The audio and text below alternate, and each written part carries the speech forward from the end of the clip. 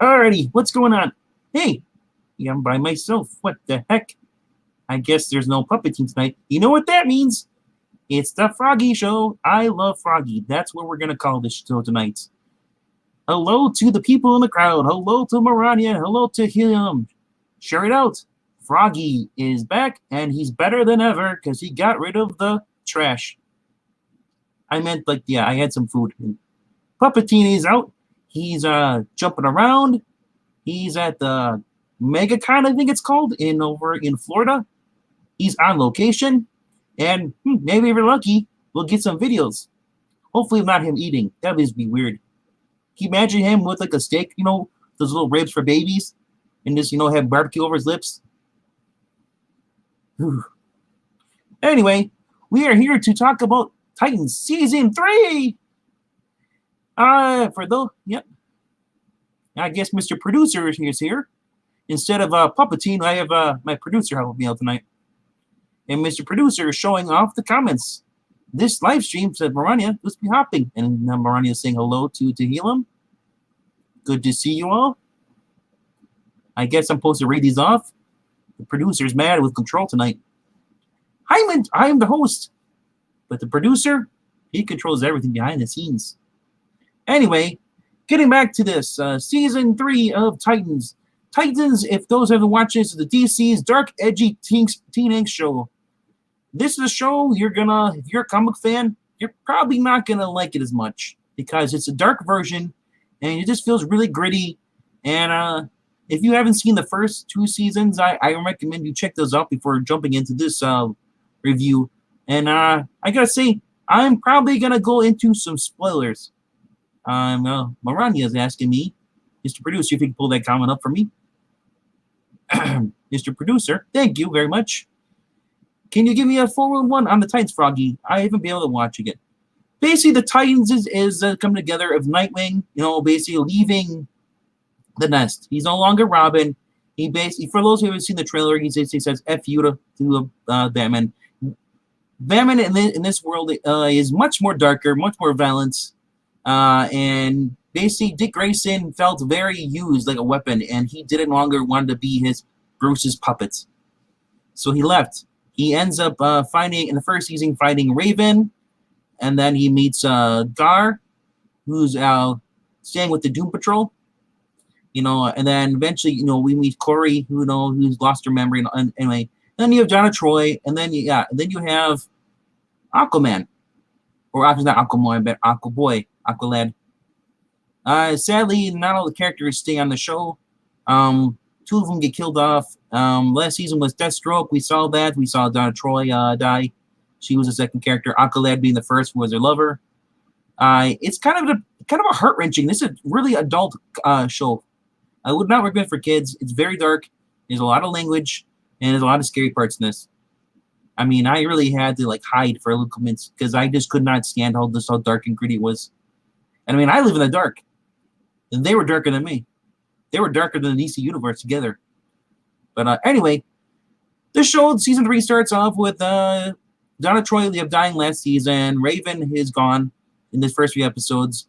Logan, Beast Boy, mentions that, he's talking to himself that basically Raven's gone. She's gone to Themyscira with Donna Troy's body and trying to raise her from the dead. So, and the Titans are basically been what's left of them. And you basically have a shambled team. You have Starfire, you have Dick Grayson as Nightwing, you have Honk and Dove, and then you have basically Beast Boy. That's all that remains. And they're basically being praised in the news as being the protectors of San Francisco. And then we get the call. Basically Nightwing gets a call. Yeah, they're saying that Jason Todd's been killed by the Joker. And we saw up to this point before Nightwing gets a call from Bruce. Basically, Bruce was on a plane coming home, and Jason Todd, being the rash, impulsive kid that he is, decided, you know what? I'm going to take out the Joker because I don't ever get a chance to do this. So he follows up a lead and basically gets beat to death with the crowbar.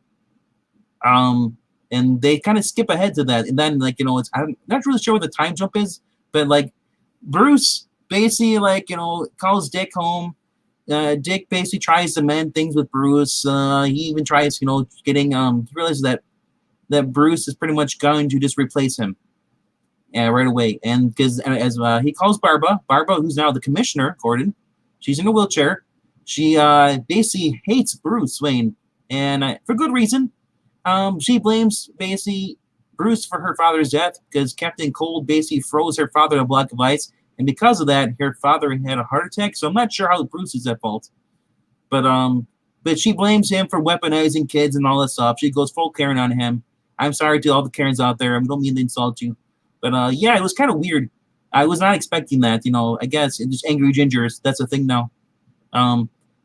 Hello to Eric Breen, the puppet. I did not kill him. He is somewhere else. I mean, he might be in Abu Dhabi. That's where they keep the cute puppets and stuff. Hopefully still alive.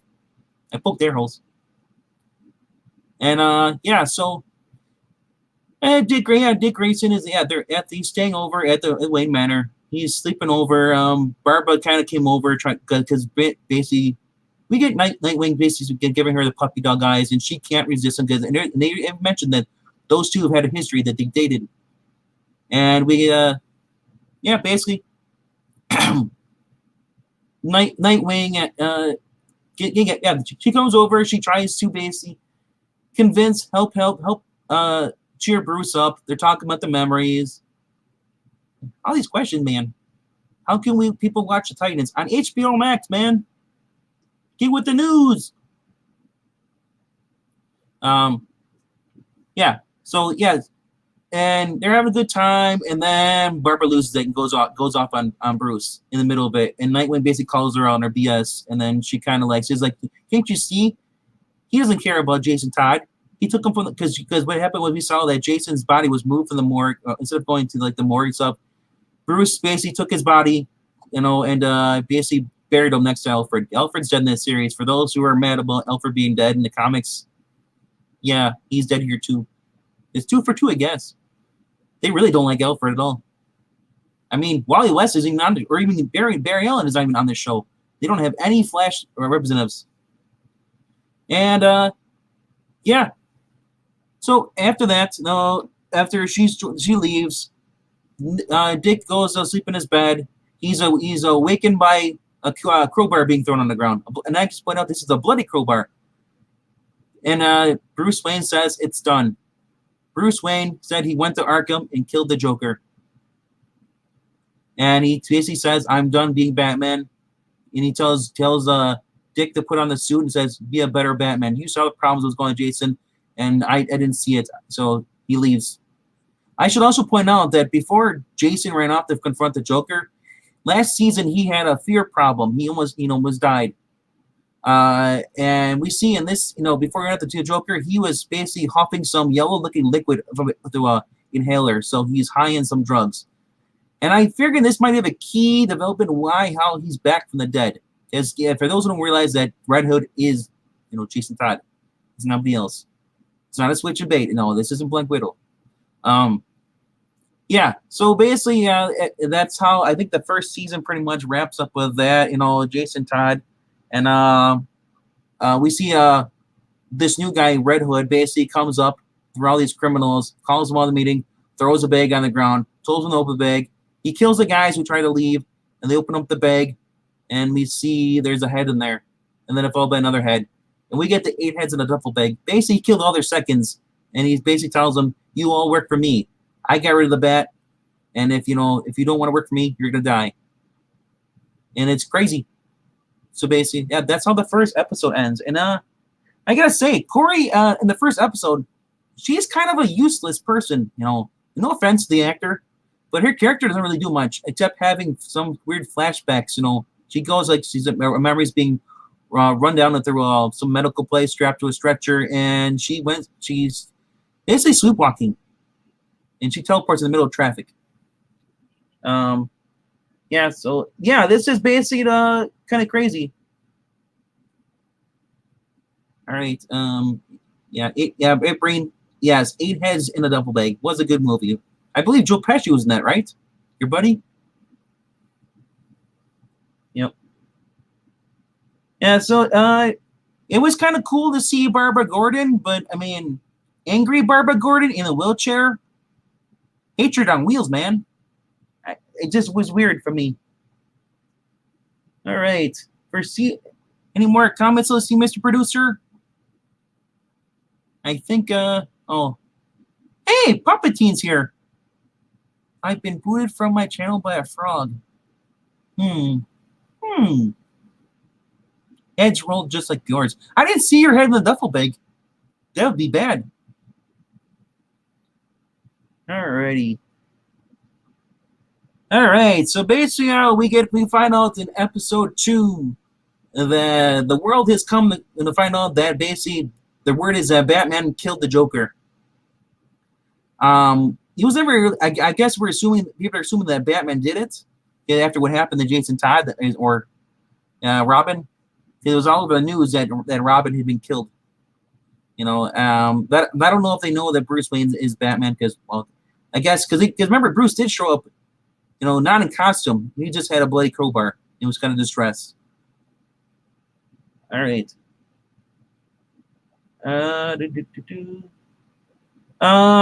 Yeah.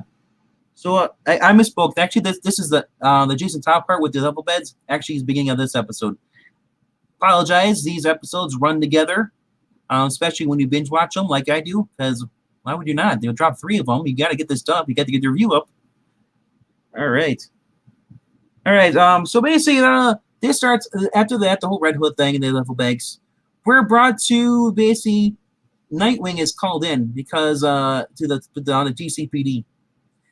And Barbara Gordon tells him, "Hey, you gotta come down here. There's this lady we apprehended, and she was at some bank, or some place where we're in camera, and she put on a red hood, and then she walked back from the camera and threw a bag, and that bag exploded and killed a bunch of people. And now she's in custody and wants to speak only to Nightwing. So Nightwing has to show up, and he's kind of figuring out what's going on. And it's kind of crazy because she's got some weird numbers or something on her arm. She can't speak. She's not allowed to speak because she's so scared. They find out that her she's a widower or widow. She has a small child, and she basically gives she points to the phone number on her arm. And and she basically dicks, and was like, "Oh, you want me to call that? Okay." So then he tells Barbara through the window, the interrogation room window mirror, tells her to call it. As soon as they start calling it, she starts convulsing, and he quickly tells her to hang up the phone, but it's too late. The chemical injection releases into her body, and she dies. So they're kind of stumped, so not really sure what is going on. They just know that she's wearing a red hood, and the red hood they realize from the Red Hood gang, which is the Joker part. So at this point, they don't know that Jason Todd or Red Hood is even around. Yeah, it's really weird. So they killed. They have one angry ginger. Now we have one dead ginger. Yeah, and I'm not sure if I'm supposed to like the one that's alive. I mean, it feels like they're both dead to me. Okay. So after this, they track down more stuff. Hold on a second.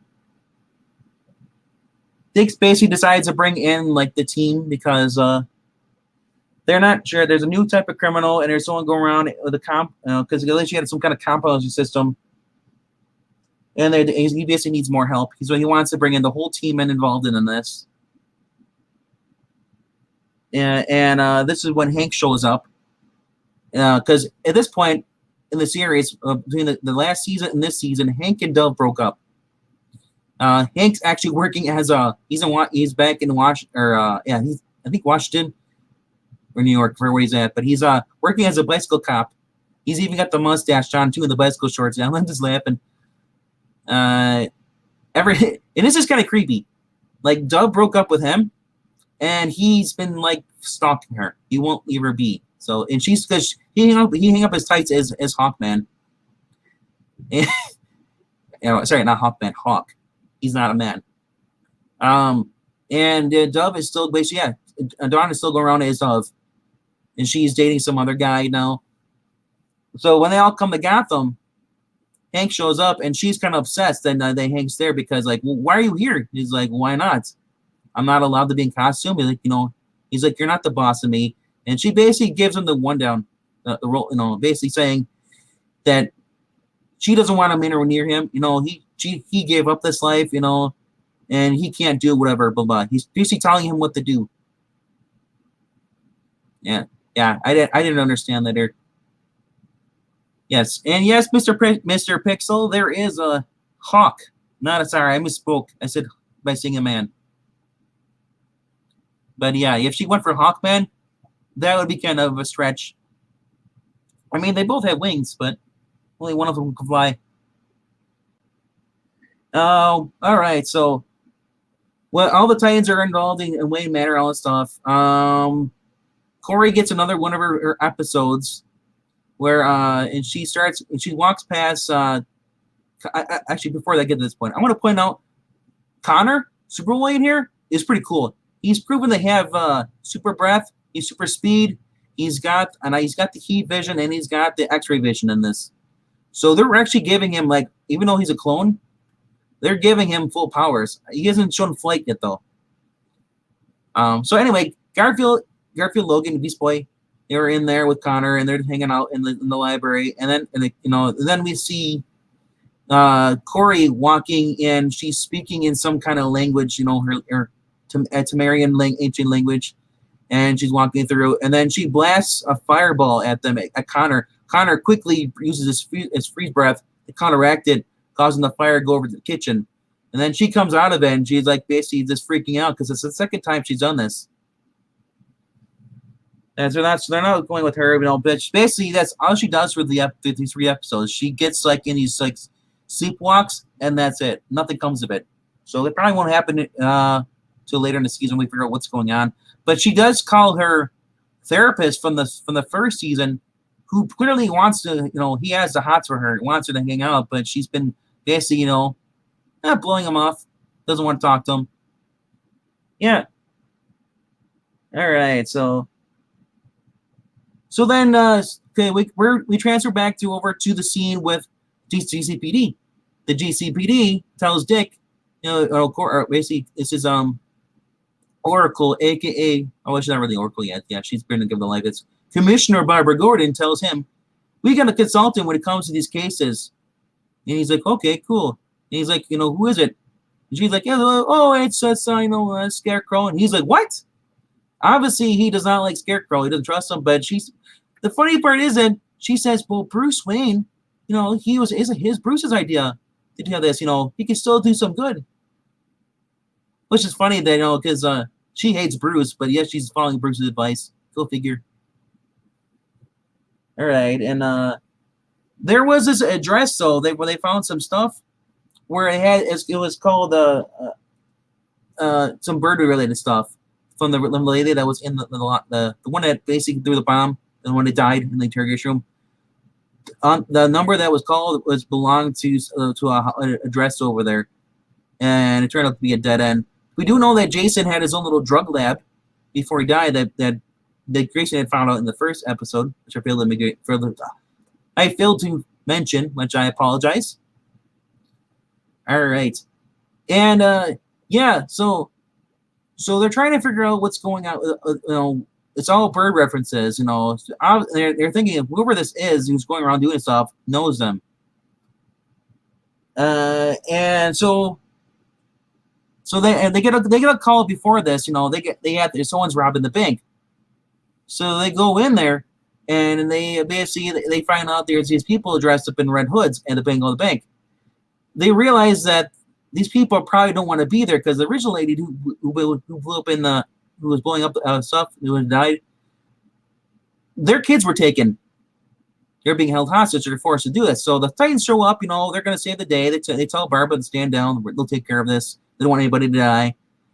While one of the team goes in there with the bank, tells them to basically, calm down, don't worry, don't anything.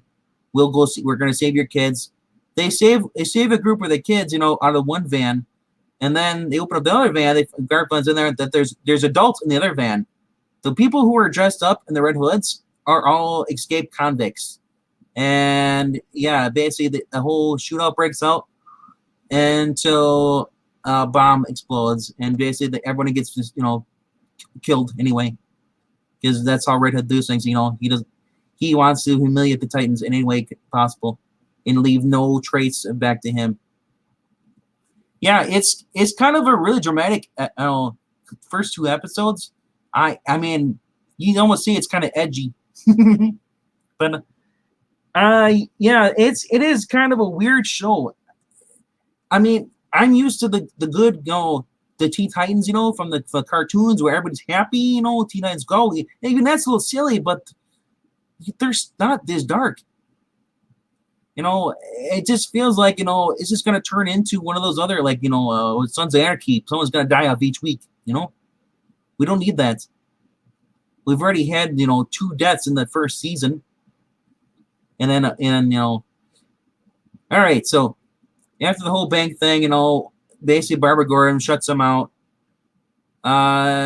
We get to see more of the Titans, we get down to, episode 2. Hold on. All right. Pause 1 second. I'm having technical difficulties a little second. All right. Oh, this is kind of a nerve-wracking second. I'm trying to remember a little bit more. I know there's a little more happened in the second episode. All right, Mr. Producer, let's get to some comments while I'm thinking about some more things. Mr. Producer, are you there? All right. Is Professor Pixel here too? Wow. It's like I got Puppetine and Professor Pixel. I got Marania. Superboy is a clone of his telekinetic powers along with some of his unusual Superman. I guess so they're explaining who Superboy is. His cloned one. It's called Connell in the new 52 series. Pixar, I was wearing the Puppetine Froggie. Okay, this has nothing to do with what I'm talking about. Alright. Weird that they use both Lex and Superman when they give Clone mental issues, and since he'd be fighting himself. Actually, this clone was taken before he could be programmed. In the mental programming. See, he basically was like a child, like a kid. And he's slowly maturing. Better than Bizarro, though.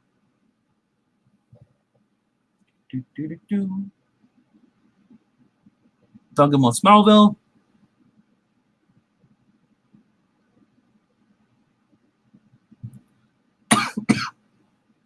Alrighty. Alright, we cut back after the whole thing, the whole defeat, After Red Hook things were breaking down, we go back to where Hank and Dick are being each other's big cheerleaders, when Corey and Gar and Connor are studying chess moves to figure out what to expect next. And then we get Gar finally reaches, why they've been going about it all wrong. The plan shouldn't have been how which is basically a bird's opening, is what they're calling this whole thing. This thing that was the title of the thing. And he says, yeah. This basically he's researching. He basically while they're playing, he gets an idea. He just he basically tells them to do a counter for bird stuff, or birds. It would be called the Hobbs Gambit. The Hobbs Gambit is a counter move in chess. Because he said we're looking at it from all wrong. We're looking from one point of view. We should be flipping around, looking from a different point of view. And that leads to that title of the chess thing. We switch around. It's called the Hobbs Gambit. Which is announced in the name of the gunpowder operation Bam and Robin once closed down, and we're settling, and the setting also of the opening scene of this episode. So at the Hobbs, the Titans split up to take down the Red Hood gang. Nightwing finds himself alone with the leader, Red Hood. And it shows that they're evenly matched. This was kind of cool, though. Red Hood, I mean, I thought they're going to have a stunt double in here, because I'm like, there's no way this looks too buff. But then I figured out it's just like Jason Todd actor with like shoulder padding and stuff. Yes, the Hobbs Gambit, Pixel. The Hobbs Gambit. That's what I said. You weirdo. Not everything is frog related. Jeez. Yeah. And as they're fighting, Nightwing actually manages to crack open a part of the shield open, revealing that it's Jason Todd under there, which really floors him, because As far as he knows, he's dead and buried. Bruce wouldn't lie about that. And it, it was kind of crazy. All right. And I thought this was kind of cool. The fight scene for this, that actually kind of made up for some of the silliness in the episode.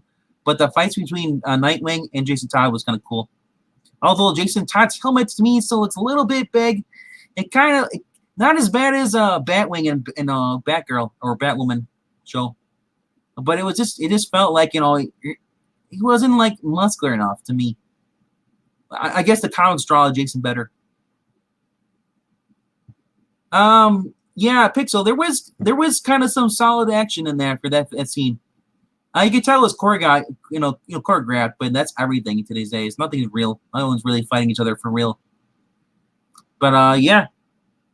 And Jason even says the line, it's like, what took you so long? This whole entire time, and you thought I was dead? Yeah. All right. So that was episode 2. Episode 3, we get to see. This is probably the one that I was at the. I admit, I'm not the biggest Titans fan. The first 2 episodes are like, why am I watching this? Episode 3 changed my mind. I was like, holy crap, this is actually getting good. All right. So after revealing that he finds out that Jason's still alive. Jason manages to leave, evade him. Dick is looking for evidence. How could Jason be alive? Is this a clone or whatever? Because they've already seen Connor, that's clone of Superman. So clones are possible, even though they don't really say it. Wow, and so yeah, he's looking for clues. He points out that the place where Jason had basically funded his own little drug lab to help guess over whatever. I guess they don't realize that he had a fear problem. Because when he fell in the second episode with Deathstroke, he developed the fear, and that's kind of when he went off the rails and kind of quit the team. And yeah, so that's why he was on the drug. And I'm not sure if the drug really brought him back to life or kept him. I mean, for all I know, I thought his head got bashed in by the crowbar. Maybe it was just his back. Maybe this drug healed him. I mean, anything's possible. Because they even rule out that Ra's al Ghul could have nothing to do with this. He's too far away. I'm thinking anybody can steal a body out of a thing in a morgue and just take it over. All right. So, and this is where it gets kind of funny. He goes over to basically the GCPD and talks to Barbara, tells her that Jason's alive, and he wants to see the morgue basically footage. And holy crap!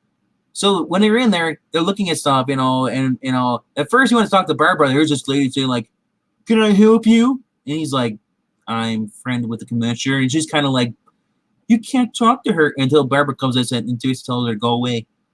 So I don't know what that was all about, but it was kind of weird. So they're looking at the footage. And the footage shows that someone basically wheeling his body out of the morgue, but they go to the camera that's outside. They can't see what it is, where they go is because the guy smashed the camera apparently. And yes, MK, the Bruce Wayne actor is from Game of Thrones. All right. So yeah, Jason Todd's body's moved out of that, and this is really weird. Bruce said that he buried Jason's body in the very first episode. He said he buried him. What I don't understand is that Bruce. Why would Bruce say that? Because they originally asked her like, we could have a funeral. He's like, there was no need for a funeral. He had no family, and he buried him. So did Bruce lie then? Because they show Jason's body clearing the morgue and being wheeled away. So, because Dick Grayson goes before this, so he goes and digs up the body, or digs up the casket before he goes to the morgue or the GCP to look at the evidence. He saw that the casket was empty. So it's just really weird writing for me, because I could have sworn that Bruce said he buried his body. So Bruce buried an empty coffin and just ran away for whatever reason.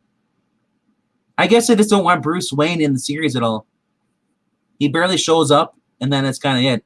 It's been like, here you can crash on my pad. I'm just going to randomly leave and not answer your calls. All right.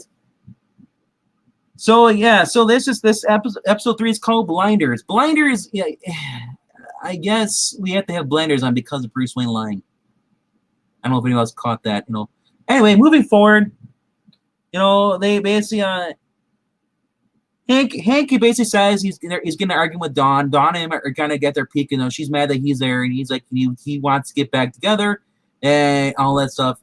He's in basically the kitchen drinking and stuff, and they're talking, and then everybody Corey walks in and stuff, and the whole group's talking. He said, "If I see Jason, if Jason the kid is alive, he punched his own ticket. I'm going to kill him. He made his choice. He made his personal. People have died." So right there, Hank basically says, "I'm going to kill Jason." For those who knows what happens, that's a key element in the take notes that Hank says he wants to kill Jason. All right. So after this, after the whole thing, John yells at him, says you can't kill Jason. He's just misunderstood, and then Hank says bullshit and all this stuff. All right. So the team basically figures out So this fast forward back to the morgue where Jason's body's been moved out of there. They figure out who the person is that stole Jason's body. Nightwing basically goes to track down where he is, and ends up being a dead end. While that's going on, Hank gets a phone call from Jason while he's by himself, and he basically convinces Jason, "Hey, tell me where you are." So he gets in this cab, he's driving around. The guy gives him "Hey, buddy, where are we going?" "I'm just gonna drive music." And then finally gets a phone call, and he goes to the old gym. Which closed down, or actually no. Before that, he goes to some park. There Jason tells him, "Smash your phone, because I don't want Dick's crazy. He'll try to find me because he does the whole thing. He doesn't want Dick Grayson finding where he is, because he doesn't." Hank, being the idiot, smashes his phone, gets back at here's another phone ringing in a Starbucks, or not a Starbucks, but a fake Bucks bag. And he basically he answers the phone. He's told to go to this old abandoned Gotham gym. He goes there. Jason calls him on the phone, tells him to take off his clothes. Basically, he make sure he's not wired. And he's like, "Fine, whatever." And he's like, he makes a joke. He's like, "What? Now you want to do a phone Monty?" He's like, "Well," Jason's like, "You might as well. You said it, bro." And this is fan service for the ladies who are watching this. Apparently, I don't know who's watching this, but he gets butt naked and tells them to jump and swim through the pool, which is all nasty. Because they already saw a rat in there when we first opened the scene, so that's kind of gross. Don't like rats. They're mean and they make you work for nothing, and they live in Florida. So we get to see him jump in the water and swim. The last time we saw this actor ever swim was in Smallville when he played Aquaman. He gets up out of the water. Thank God he doesn't get up a slow scene, because I don't want to see his pecker. He's naked. But when he gets up to the top, he gets on the side. He basically gets knocked out by Jason. Then the team notices that he's missing.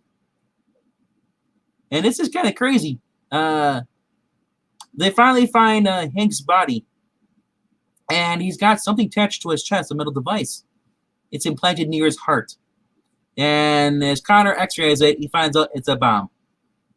And they find out that this is being more personal. They know it's Jason. The bomb is actually made by Wayne Tech. For whatever reason, I guess Bruce Wayne has bombs attached to people's hearts. Again, this guy's a liar, and he's got weapons that can kill people.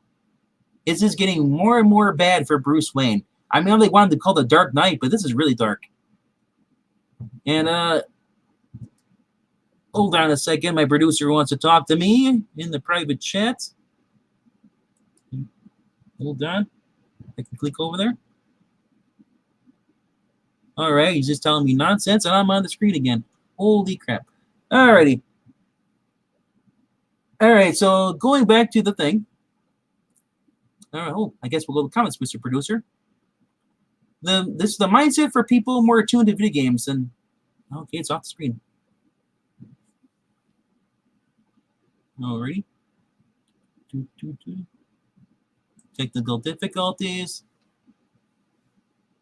That wasn't the producer you saw. That was just the guy talks for me. Excuse me.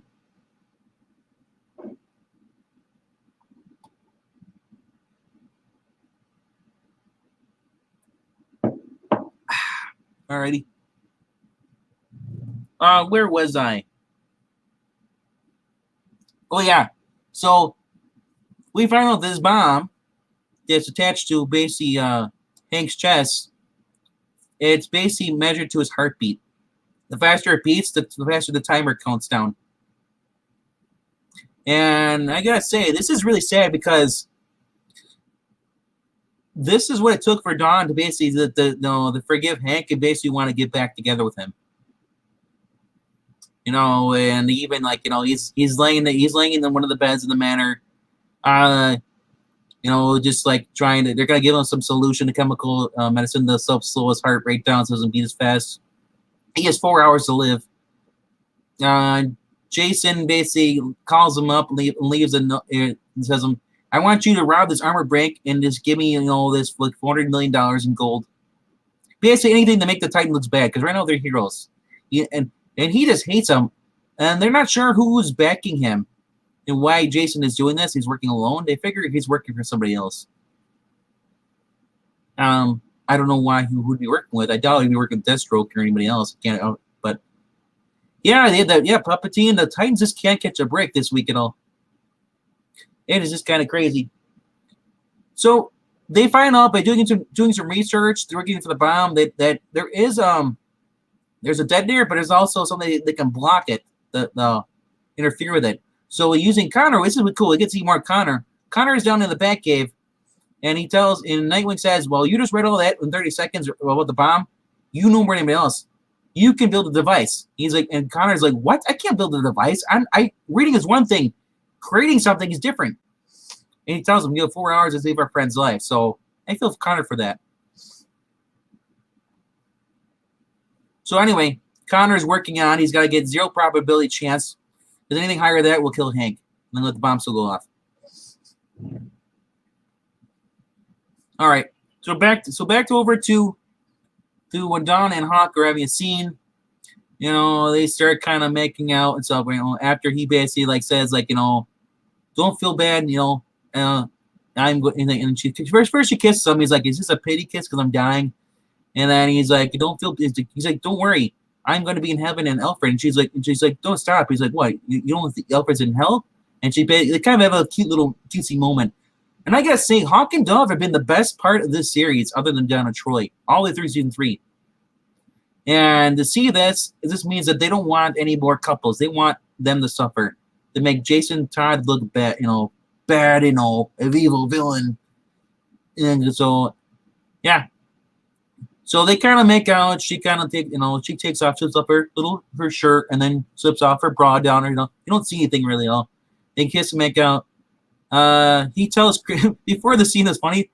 Crypto's on the bed. He's like, yeah, she's gonna cook him a meal, and Kino's like, no, I don't want your meal. Your cooking's bad. I'm gonna die. I don't need to die beforehand. He kind of teased her. He told Crypto to run over to the kitchen, go heat vision him up some hot dogs, which is funny because Crypto understands this. Apparently, he's sentient enough or intelligent enough, understands this, goes and runs away. Crypto was funny in this. So Crypto, Connor, Hank, and Dove. Those are my characters. Gar is just a guy who can turn into animals. He's been trying. We saw it in the first episode, and I didn't really mention it because it wasn't really important. But he was watching these videos about every animals. I'm thinking maybe the rumor is that they're gonna have him turn into something else other than the freaking green tiger all the time. All right. So yeah. So while this is going on, Nightwing goes and or Aztec goes and starts talking to Scarecrow. He wants Scarecrow to give him some advice and stuff. And Scarecrow, for whatever reason, he's having some mental problems. He's been snorting flour. He needs some ingredients, so they know. And he's got a bong and everything. It helps him slow down his mind because his mind's racing too much. It calms him down. So I'm not sure what's that all about, but I mean, I have thought maybe he was going to use these chemicals to build a bomb and escape Arkham. But yeah, it's kind of weird. All right, going more into. All right, so basically, Dick refused because because Dick refused to go rob the armored car, he decided to look for the guy who basically stole Jason's body. He went to that place. While he's there, he's confronted. He sees the body of the guy fall down to a car, and he finds out, basically Nightwing says, "What's up?" And he sees Jason Todd. They say, "I'm like, oh, you have a problem with catching people? People are just gonna die all around you." Blah blah blah, whatever. Meanwhile, while this is happening on, Dawn got dressed up as Dove and went and beat the crap out of the security guards, armored truck guards, and stole the gold. I mean, it was just kind of dumb for her to do it. I know she's doing it. She's out in her right mind. She wants to save her love of her life, I guess. But it's cool. She folds her wings in, and the guns are shooting at her, and she's able to block bullets. I mean, we get to see a little bit of her suit, more what her abilities are. And then she throws her little feathers, which are trying to be like daggers, and they basically fly into the legs of one of the guy with the shotgun. So basically, her suit is shotgun proof and bulletproof, which doesn't make sense, but good craftsmanship. I mean, she's got all this ability and all these protective stuff, with her suit and defensive, offensive. The only thing Hank has is a padded suit. That's it, and he just uses his bent up anger to beat the crap out of people. All right, so she steals the gold. She ends up meeting at this warehouse with Red Hood, and he says at the end of at the long end of the hallway. And he tells her, she's like, "Where's the dinner?" He's like, "Goldie." He's like, "It's right next to you." She looks over there, and all she finds a gun in there. And he says, "If you want to, I have the detonator here. If I take my thumb off the trigger, or not, or it will, Hank will live. It will deactivate the bomb. But she has to shoot him for it, kill him." And at first she doesn't want to do it, but then she just, she's going to do it. Nightwing shows up. Throws his little ninja star, shuriken. He knocks the gun on her hand. They fight and they argue, and then she finally gets the upper hand. She grabs the gun, and then just before she's able to pull the trigger, we see Connor. Tells he gets the device working down to 0%. Fatality. He tells basically Nightwing, "I got it." So Nightwing tells him to go quickly, run, and deactivate the device. And he's using his super speed as he's running there. At the same time, Dawn grabs it, and she has the gun. She pulls the trigger, and then nothing happens. No bullets come out. Back at the mansion, we see Connor running into a big ball of flame. Hank dies. He went out. Crazy explosion.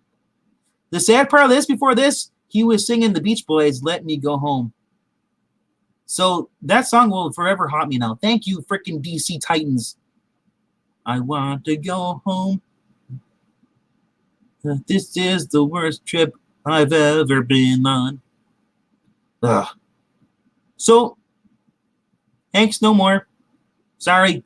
If you were hoping for a spoiler review, you weren't going to get one from me. Because I want to warn people about this show. This show is bad. I mean, Hank and Dove were the best part of the show, followed by Crypto and Connor. And even Gar's been Gar's formed this friendship with Connor. They're really hanging out. The other part of this I didn't mention at all because, well, I don't know if you care about this, but I know everybody's been having bad problems with Tim Drake in the news today. Tim Drake is in this series. They also showed Stephanie Brown on a computer screen, along with some other candidates. The guy who played the Signal, because Bruce was going to recruit more people to be the next Robin, and they were all on there. And yeah, so but Tim Drake's in this. I'm not sure if he's Puerto Rican or Hispanic or what. His father's black, his mom's Asian, his brother's Asian, and they own a Chinese restaurant, and he's a delivery boy. You saw him in the first episode being harassed by the cops, telling him there's a curfew, he needs to go home after they ate his dumplings. Yeah, so yeah, Marania, are they having regular bull friendship relationships? Yeah, they are. They goof out, hang out together and stuff. It's kind of nice to see those two get along.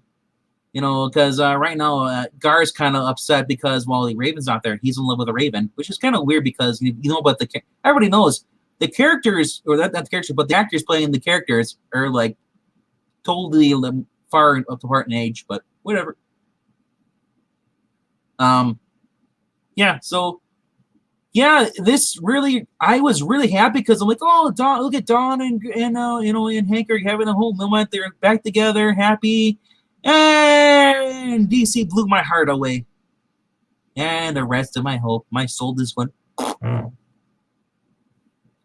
So, yeah. Final thoughts. This show can go kiss. I'm not gonna say that. I don't swear on the show. Although Puppetine isn't here, I could swear. What do you think, Mr. Producer? You think I should? What's that? Alrighty. This show can suck my beep. Yep, that's what it is. Yep, so that's it for this wrap-up of Titans Season 3 premiere, which is going to be on, I believe, every Thursday morning on HBO Max. The one episode per week. Because I don't know why they... this is what HBO did, the drop of the boys. It was 3 episodes at once. So, every Thursday morning, we're going to have more Titans. Oh. No more, please. No more. I mean, where can you go from this? You took out like the best part of the whole entire team. You took out the heart, which is Hank and Dove. And the Dove's around. Now she's gonna blame herself because she killed Hank by pulling the trigger, aka detonator, not knowing it, but she's gonna blame herself. They better not have her hook up with Dick. I know that people like Dick, Grayson. And those two used to date. Yeah, there's a shocker. But yeah, it's gonna be kind of crazy. I guess I'm the only one here. There's no other Puppetine or anybody else to give their final thoughts. So with that being said, are there any questions at all in the chat? Because I am ready to hop on out of here and just go drink myself to death. Well, not to death, but close to it. Hey, there's a guy. Zach Richmond. Not Zach Richards, Zach Richmond's here. Dick and Starfire together. Actually, no, Starfire is pining for a therapist who strangely still wants her, even though that she's crazy and has superpowers. Okay, and again, Marani, I'll repeat this. I said at the beginning. HBO Max. That's the only way you can basically watch this. Yes. Puppetines, I'd like you to watch this painfully. Yeah. That's how I feel right now being by myself. This is very painful. But anyway, if you guys want more stuff with just me and not the other guy, leave a like, leave a comment saying that you do, or leave a comment if you said if this show sucks. Let me know. I'll address all those comments maybe later. And that's it for the night. Mr. Producer, I think it's time for me to hop on out of here. So with that being said, goodbye.